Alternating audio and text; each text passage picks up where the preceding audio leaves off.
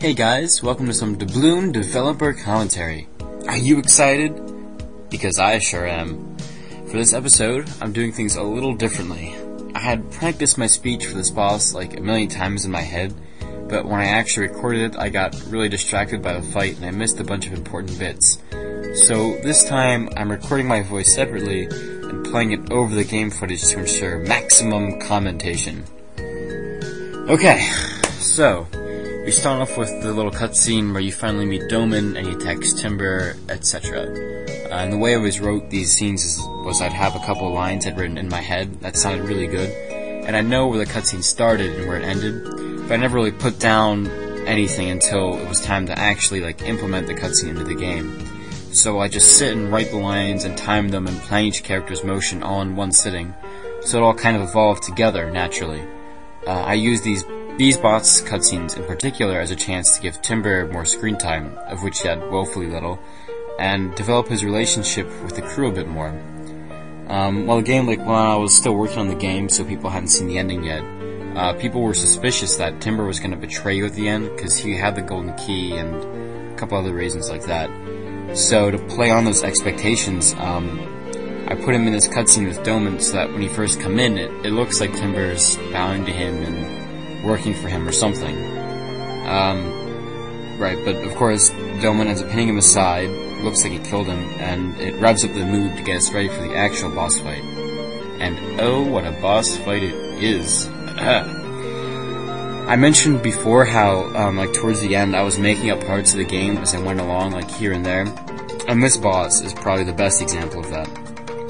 So, fun fact, I tiled, I designed, and play-tested this entire dungeon, everything, and had it just about entirely done all the way up through the very hallway that leads up to this room, and still hadn't actually finalized who the final boss was going to be in my head. All I knew was that I was going to be, the leader of the Navy. I hadn't picked, a name, appearance, powers, anything. And considering how big and structured this game is, that's kinda crazy. So, yeah, when I got this far, I sort of had to start from scratch, and, I had nothing, I had finished everything up to this point, and, I had no choice but to actually, start thinking about the final boss. So, one thing I decided coming into this dungeon, which guided my design of this boss, was to try and build a deeper metaphor into the game, beyond just, basic Pulp Fiction story of pirates finding treasure and fighting the Navy. It took me until I started this final dungeon to really decide on what the metaphor would be, but looking back, I think it had been there sort of lurking all along. And particularly in this last cutscene where you meet Domin, I set it up so that it becomes a sort of political commentary, where the Navy represents big government, control, regulation, etc., and the pirates, on the other hand, symbolize liberalism, independent venture, with limited to no government regulation, etc. They're both pretty extreme examples, with the Navy being sort of tyrannical and all-powerful, controlling, and the pirates are basically anarchists, but the relationship is there. Now, my own political beliefs aren't really very strong, and I don't think I made some sort of bold political statement with my game about pirates and whatnot, ultimately. Anyone would agree that, in this game, the Navy takes things a little too far, and the game sort of works as a cautionary tale against overlarge government, rather than, some sort of liberalism propaganda or something.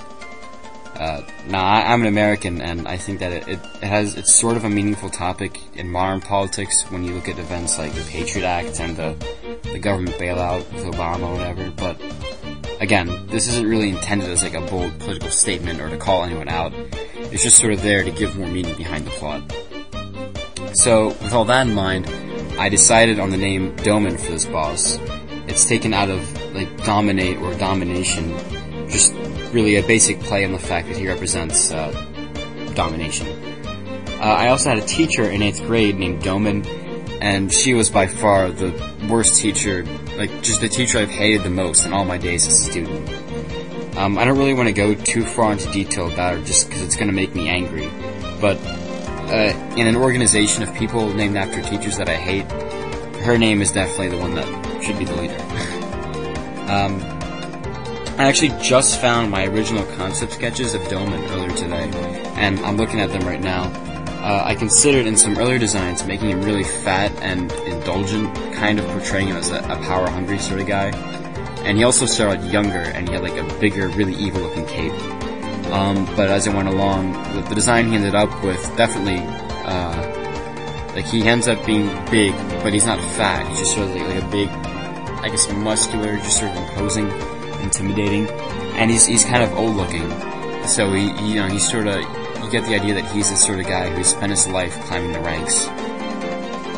I think age is actually sort of an important aspect of the game too, with like the political metaphor, and sort of like working alongside that. You have sort of the Navy, it's kind of like an overbearing parent, and the pirates are like rebellious teenagers. It's not really a perfect analogy since Anne is like in her 30s at least, but the general idea is there. Yeah.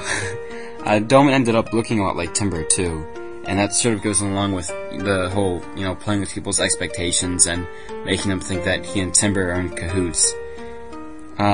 But yeah, obviously as far as the game canon goes, it's not the case. After I finished designing Domin and I saw their likeness, I considered just throwing in a plot twist where Timber and Domin were related. But like some of my other just random plot ideas like that, it seemed like needless drama. I mean, personally, I'm getting really tired of stories where the plot twist has two characters actually being related, just at the end all of a sudden. It's just kind of cheap, you know what I mean? It's like when two characters are related, there's not really any other implication or deeper meaning to it.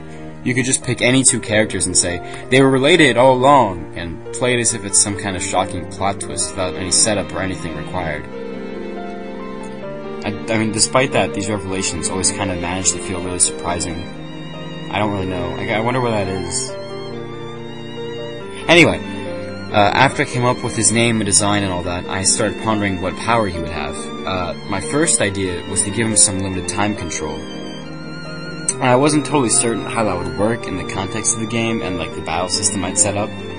But, I mean, I just sort of, the idea of that kind of reality-breaking ability, it seemed in tune with the whole motif of control. But yeah, like I said, it was going to be kind of tricky to implement. And introducing time travel into a universe that isn't really built around it always sort of ends up with confusion and plot holes. If the leader can turn back time, then why doesn't he just rewind to before all your attacks launch and avoid them? And why not just go back in time to before you were born and just kill you? Stuff like that. I mean, I didn't want to have to deal with covering all these random bases. Especially since the story up to this point hadn't really made any reference to time manipulation or anything. So instead of time, I did the next best thing, space. So space manipulation. And I just I'd happened to just have learned some cool tricks in Game Maker for bending stuff on the screen, and it works just as well as for portraying the concept of control through his attacks. Another special aspect of Domin's attacks are in his click mini games. In every other boss's click mini game, it's always set up so that their attack is coming at you, and you're using your mouse to manipulate the attack in some way. You're shielding from it, or you're holding on it and destroying it. You're just manipulating their attack. But Domin's attacks can't be manipulated. No matter what, right? He's in control of his magic, and you can't prevent it from coming at you. Your only option is to relocate yourself so that you can avoid his inevitable attack. And his normal attacks will have secondary effects of moving your crew around. Force Pulse pulls in one crew member, and Force Rend, the huge hit-all attack, it pushes everyone back. So between his click mini games and his regular attacks, Domin's always manipulating the position of your crew, and it sort of further extends his control motif. And it also sort of gives this battle a more unique flavor, which sets it apart from the other fight and really makes it feel climactic.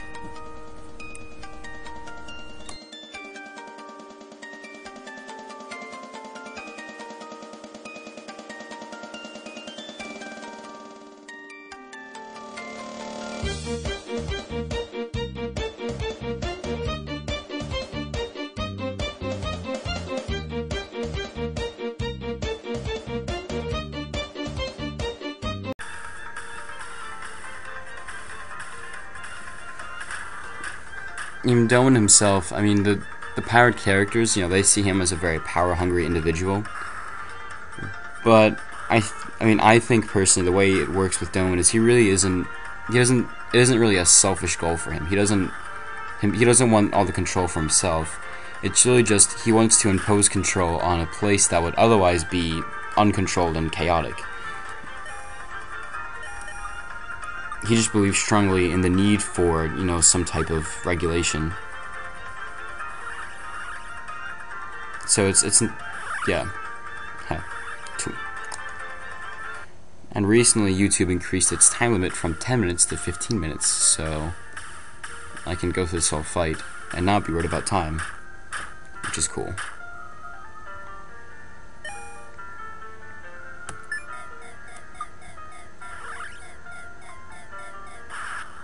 Jesus.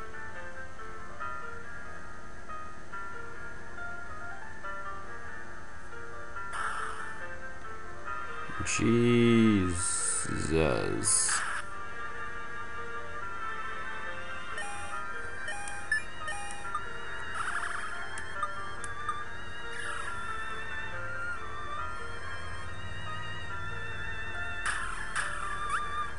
Uh-oh.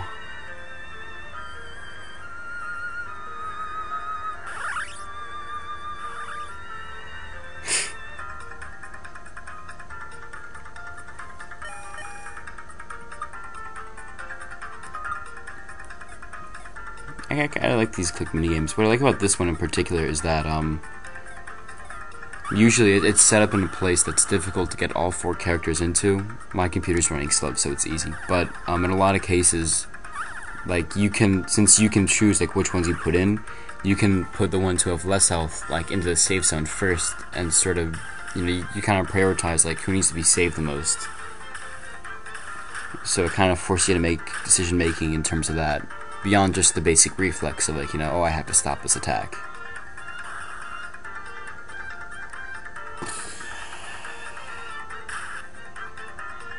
Jeez.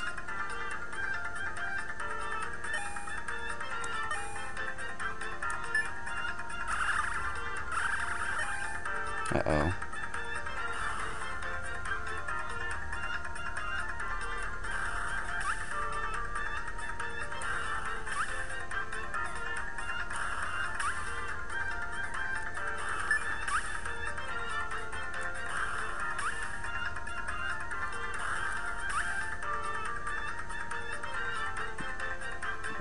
Max needs 12. Let's see, it's 20.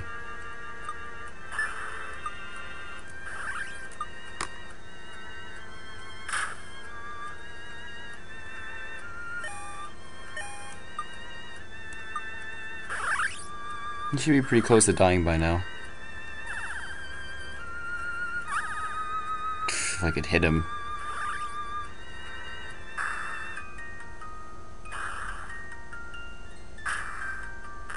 Aha! Victory!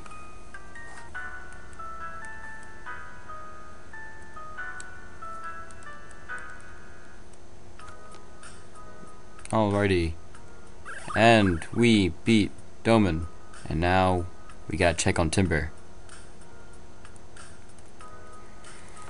And yes, he's okay. The thing with Timber is that, I might have mentioned this before, but it is sort of a shame that he sort of gets dropped. He's not really much of a main character in the game. He sort of just becomes like another, you know, piece of terrain, just the guy you talk to when you want to sail. So I wanted to give him, I guess, a little more chance to become a part of the plot, and that was his, you know, moment, I suppose. Getting beat up. Great moment. Alright, well, that was fun. For now, I'm going to call this an episode, and then next time we'll go to the last island, and it's going to be fun. So, see ya.